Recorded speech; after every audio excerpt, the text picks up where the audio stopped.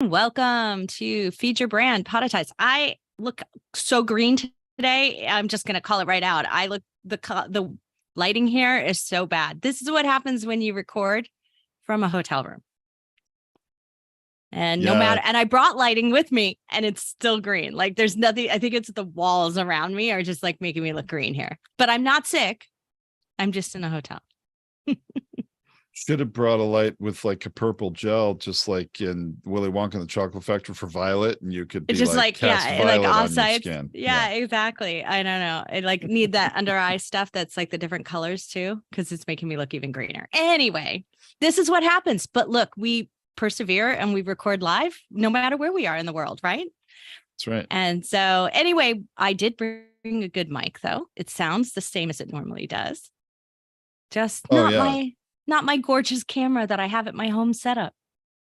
Yeah, and obviously the audio I think is more important. I do as a podcaster, and that was one of the first things we checked. You're like, hey, am I using the right mic? Because your computer didn't look like it normally does for the mic setting. Anyway, it is what it is. You're there. It is, yeah. And then we had a little difficulty getting started because we do use Restream, and it seemed like our Restream and our Zoom disconnected, but we'll get that. We got that reset, and hopefully it'll stay reset for the future. We'll check that out for you and be able to go more timely live here. So sorry, YouTubers, if you're watching me or Facebook Live, wherever you're watching this on social media. Sorry if I'm green today. We'll live. You look so pink. So like by contrast on my screen. Makes me look even more pink or orange, I'm sure. Yeah, exactly. Anyway, I'm excited about today's topic. So let's get started with our recording of our podcast, which is how we do this here. If you are in our community at Poditize, you're going to get to ask questions later, and we don't do that on the live stream. Sorry. That's right. All right, let's get going. Hey everyone, welcome to Feed Your Brand. I'm Tom Hazzard with my co-host Tracy, and today we're going to talk about tips for planning and hosting memorable live podcast launch events. Well, not just launch events, though. It could be a season launch. It could be a season ender. It could be any type of a live event that you want to do. But typically, we see a lot more of these happening with launch events and or season launch events. That's right. And we recently went to one of these in Los Angeles for a podcaster that was starting their second show. So it doesn't always mean you're completely new to podcasting when you do it in that context either. So we've had some recent experience with this, and we've actually been to a few launch events a few years ago. Remember, what's the show? This Might Get Uncomfortable had a podcast launch event. You remember that, Tracy? Yeah, Whitney Lauritsen. They did a great job. They packed people in there, and it was had all kinds of activities, and lots of the affiliates and other things were there. So we've actually covered this topic before here on Feed Your Brand. We've mentioned it multiple times, but we really didn't do a whole episode on it. So we thought we would, because there's been some trends going on with live events coming back, and many podcasters working to interface and engage with their communities, their members. And so this is why we wanted to bring this back up, because it's back in the news again. Recently, I was reading my hard copy, like the paper copy of Wired magazine, which is one of my favorite things to do on the weekend. And there was a big article called Sonic Boom. And in the Sonic Boom article, which is also available online, so of course in our community here, we are linking for it, and it'll be linked to the blog post in this episode at Feed Your Brand. So we were reading this article and reviewing it, and they were really talking about mostly, I'm going to say, entertainment style shows, true crime shows with communities that are on edge, waiting for the season finale or waiting for the season opener. And they were really talking about them doing a lot more of these live interfaces and getting quite an audience. And that's actually what I was really impressed with both of the podcast launch events we've been to. Now, admittedly, both of those events were in greater Los Angeles, which is a very populated city, one of the largest cities in the country. And so it might seem like getting 100+ people to your launch event would not be that hard. But I have to say, I was pretty impressed that each of these events that we've been to was able to really fill the room to the point where there weren't enough seats for everybody. It got to be standing room only at part of this event, which is really what you want when you think about it. Is I know we have some specific things, you may want to say here, Tracy, but I just off the bat, I want to say the most impressive part, which I think as a podcaster is like gold value here, like really, really good value, is at the event, there have eye contact with 100+ people, and they say, hey, everybody, I want you to do me a favor and pull out your cell phones, because first of all, I'm sure everybody's cell phones weren't really muted at that point, but they first asked them, all right, now pull out your favorite podcasting app and please find our podcast and subscribe to it right now. Help us start with a bang with this new show. So you get a whole bunch of subscribers right there on day one to help boost the show. And then, of course, they asked okay, now everybody please silence your phones because we're going to record a live episode right here. So there was a we need to twofold do benefit that there. Yeah.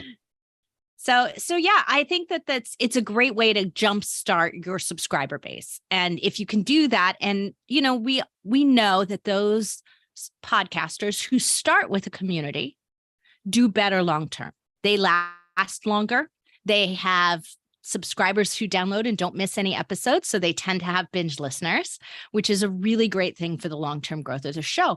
But both of these podcasters that we're talking about that did these live events that Tom's referring to here, both of them also had sponsors come to the event. And they demonstrated by putting over 100 people in the room that they were going to deliver residual value from episode 1. And that is really critically important. And if you want to get sponsors, that you're going to have to bring them more value than just starting the show and hoping you bring them listeners. Hope is not a plan, as we say here. And this launch event model could demonstrate otherwise to those sponsors and get them to be patient, because they saw what you could do in the beginning. It needs to build over time in the podcasting world, and you've created an opportunity for them to be patient for that. Well, and it provided the sponsors real value right there in that event, because what they did is they live streamed the recording of 2 different episodes at that launch event, interrupted by actual food and drink. I mean, so the event paid off in a number of ways for the physical in-person attendees, but they also were able to have people attend virtually the recordings. And the sponsors all got live shout outs streaming on social media, much like we're streaming this right now. Of course, if you're listening to the podcast or watching the video on YouTube later, you're not listening to this live, but we do live stream this podcast recording. So were we having a sponsor, and we intentionally don't have sponsors on this show, it's not really our purpose in recording it, but if we had live sponsors, there's real value for that sponsor getting shout outs live on social media and being mentioned at a launch event to all the in-person attendees. So that has real tangible value, even when you can't say, I have thousands of subscribers. Now you don't, but remember, if those episodes you're recording are some of the very first episodes of your show, they are going to be the most listened to episodes you ever do for that podcast. And that is something that I think people overlook and undersell the opportunity to a sponsor or to a guest who's going to be on one of your early episodes. I see this show after show after show that has guests. In particular, if you're a guest on one of those episodes, sometimes guests will say, oh, you're a new podcast. Wait, come back to me when you have 20, 25 episodes. You're doing it for 6 months. You can tell me how many listens you're getting a month, and then I'll come back. That is a huge missed opportunity for anybody who says that. I sell that as a premier opportunity for the potential guest and or a sponsor if I'm going to give them a shout out, because anybody who listens to that show in the future, 6 months from now, 9 months from now, a year from now, they'll listen to your latest episode. If they like it, they're going to go back and listen to the first half dozen to dozen episodes. And even if you have 200 or 300 episodes by the time they join you, they're still going to do that before. Maybe they'll skip a bunch in the middle. They're always going to go back because they're curious about how the show started out. Same thing with sponsors. If you're going to, record live and they're a part of the episode that isn't dynamically inserted, that sponsor will continue to get value for years to come as long as that podcast is published. So it really does provide real value for a sponsor. So remember that, and you can sell that and get your sponsors to fund your launch event. In reality, is what that likely will do. Additionally, if you're going to have a premier guest, someone who's premium, and they're on the fence about on your show because it's a new show, the added benefit of a live event may they're not likely to travel for that, but hopefully they'll be able to come in and absolutely want to join the event because you have the live interface as well. So it gives them an extra opportunity. So this is a great way for you to get your premium guests in early. But let's talk about some tips, Tom, for really looking at this idea of how to be better at doing a live event, because it's different than recording your podcast. It's different than being in a studio. It's different than your home interface. You have to consider your home audience, your audience that's listening to the recording, and the audience that's live there right now. You have to consider both when you're preparing this event. Boy, do you, Tracy. And I'm really glad you brought that up because it is really critical. The things you have to realize is unless we're editing our own show, and some of us may be who are listening to this, but even if you are editing your own show, I'm going to talk about this in a little bit different way. Our podcast editors are there to make us sound our best, having pre-recorded the episode. And it doesn't matter if you take breaks or, fumble, too many ums and ahs, they're potentially going to make you sound a whole lot better than you really are. But when you're recording live, the real you is there for everyone to see, and you need to be prepared. I guess that's the biggest tip, is preparation. Make sure you're prepared. Now, notice we've only talked about one podcast launch event and named that show. We're not mentioning who the other one is because we don't really want to embarrass them. I think they had a great launch event, did some good things, but there were things that could have been much better and were overlooked. And so we're sharing some of that today. And just because you've done hundreds of podcast episodes behind the mic in your studio, in your home office, and wherever you record, doesn't make you a great interviewer live. And that is something that either needs to be practiced, you need to be sure you're capable of, or you really prepare ahead of time. It is really something that if you don't do panels, and this is really what I think happened in this particular case, this host is not a bad host at all. They're a great host, but they don't normally do panels. And yet they chose the panel format of having multiple guests as the format for their live event. And I understand that because it makes it a little more engaging live, and you want to have an engaging live event. But asking questions of a panel is very different than asking questions one-on-one in an interview. And not only is asking the questions different, but the way in which you're going to ask them and how you need to engage that panelist and hopefully get them to speak. There are some better ways to do that than I think what a lot of people do who don't have experience with it. And asking the same question to each panelist, I personally think, is not a great way to go about it, but asking a different, unique question to each one rather than, pass the mic and go down, or many different techniques. Now, Tracy, you've been involved in a lot more panels at live events. You've been a moderator of panels, and you also have sat on a panel as a guest. And so what would you say are some recommendations for conducting the best engaging kind of a panel experience. And I would say less for the live audience, but more for the streamed audience or the recorded audience who would hear it later as a podcast. I think actually the tips apply to both. So I'm going to cover them this way. So yeah, I think that that's really it. The thing is that you, as a host, you have to have higher energy. You must be more engaging in a live event. And you have to carry the whole panel because you're going to have different energy levels from the panel. So you want to raise them to your energy level. So doing some pre-interviews, understanding your panelists beforehand are essential. And sometimes that doesn't happen till you get to the live event. It has happened to me many, many times where I made phone calls and I talked to the panelists, but live, they're different. And so it wasn't what I expected. So, talk to them beforehand as well as talk to them maybe in a pre-call. Make sure you do both. But understanding why they're there is the most essential thing. That way you can guide your questions to what they want to get out of the event as a guest.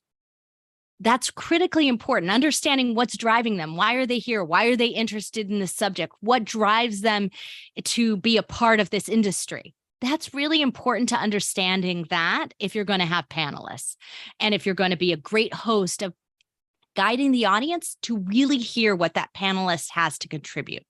So I never ask the same question of the panelists unless it truly is kind of a closeout and I know they're going to give a different answer. Because if I don't know that they're going to give a different answer, I don't want to ask the question. It's redundant. And what it does sometimes is do this weird thing where the panelist is cognizant of the fact that they don't want to answer the same thing the last person did. And then they go way off base and just be contrary to be contrary. And it's not really useful to your listening audience. It's not really good advice. That's so we why don't want to do that. The same question to each panelist might not be creating the best listening or viewing experience, right? And not giving the best advice as well. So that's one of the things that we do. So energy level, asking different questions that are targeted at helping that guest shine is critically important.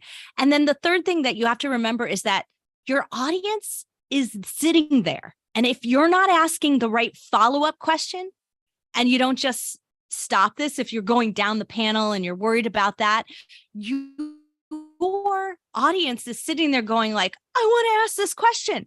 So if you didn't have that model planned into your live, you need to plan that into your live and allow them to have that opportunity to ask the questions that you didn't.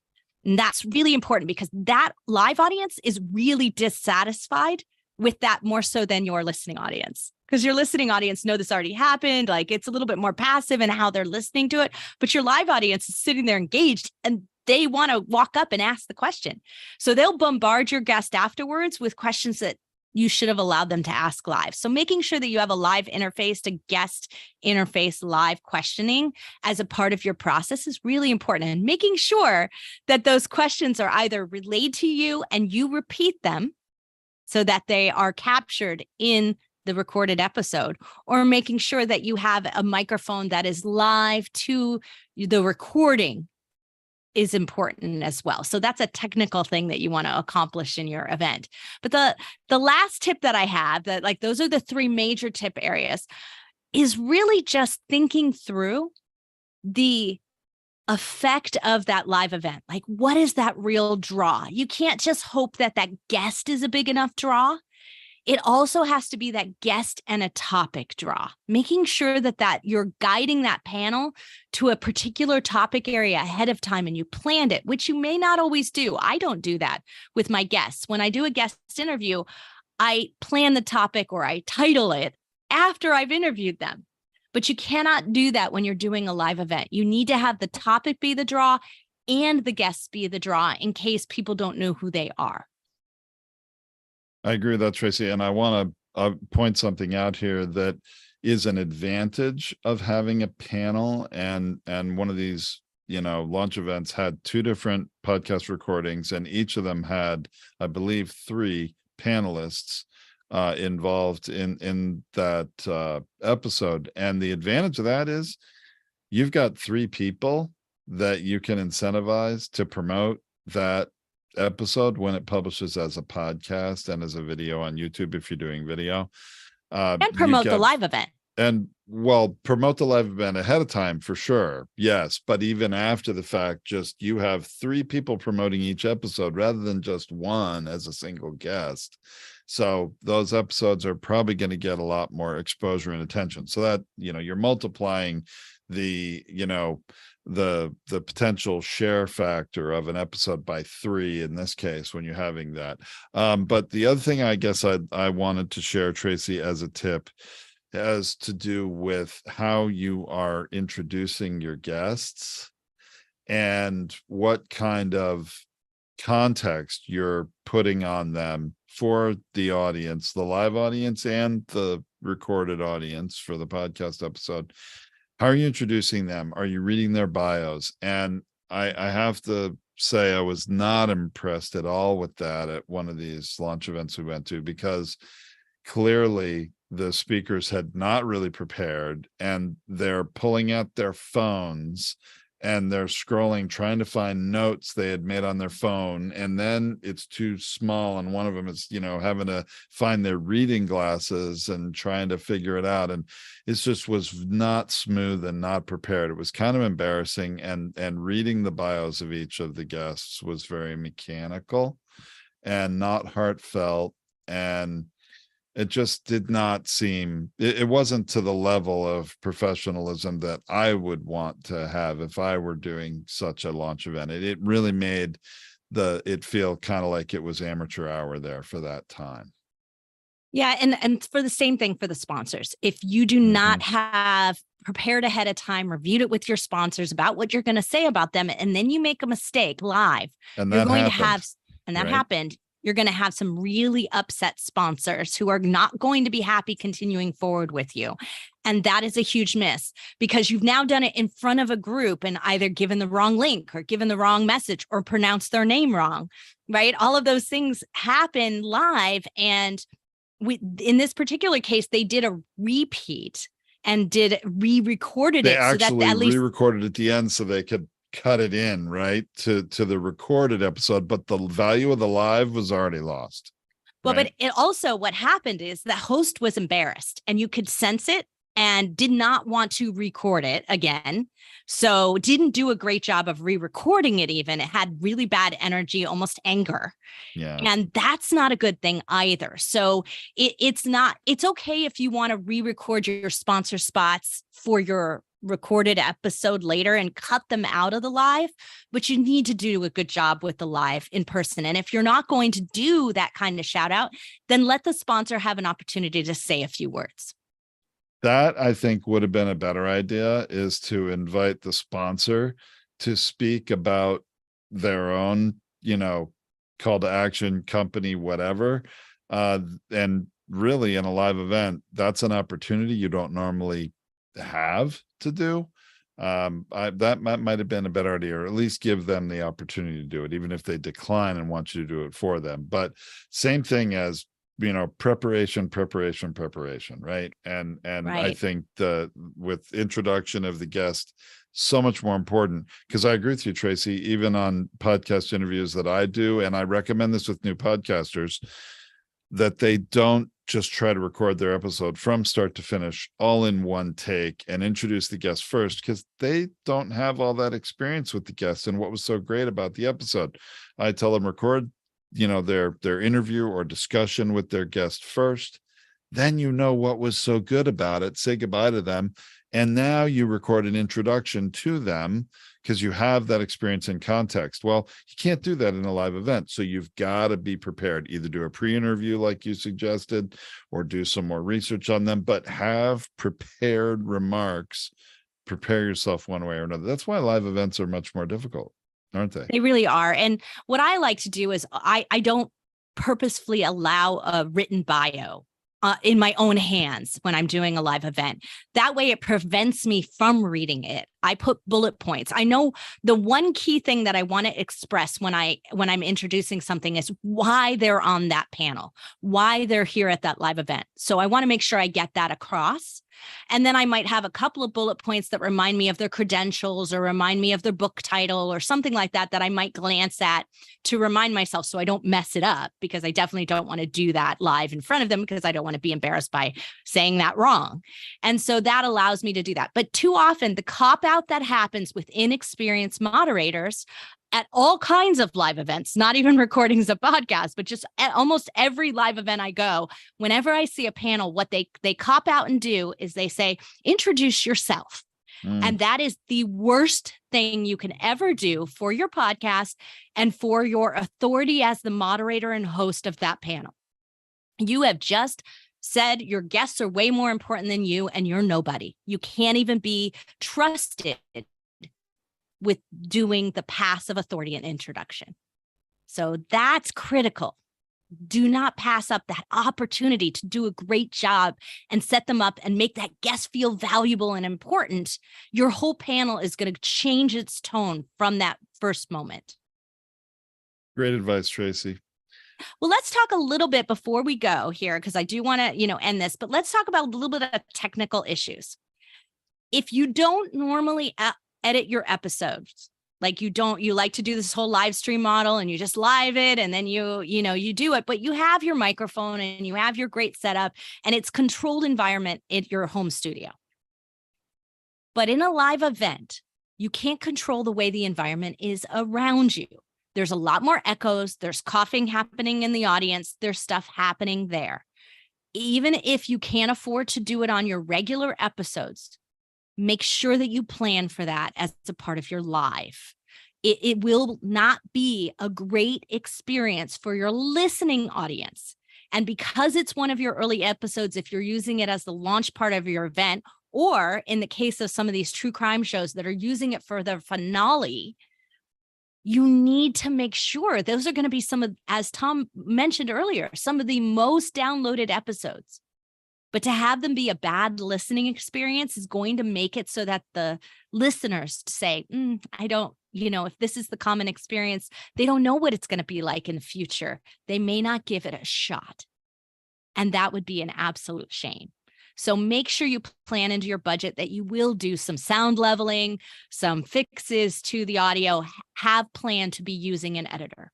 And you got to have some tech and be prepared. Now, the best way to go live is from your cell phone. Sure, it is. And having that somebody, on that cell phone to be able to point it to each guest. And, you can zoom in and out when you're doing live on most of the phones. Certainly on iPhones, you can, but you've got to pipe in the sound from a mixing board. You got to have the right cable that is connected to microphones for each person. You need to have somebody operating that mixing board to try to level that sound, who's listening to it in their own ears.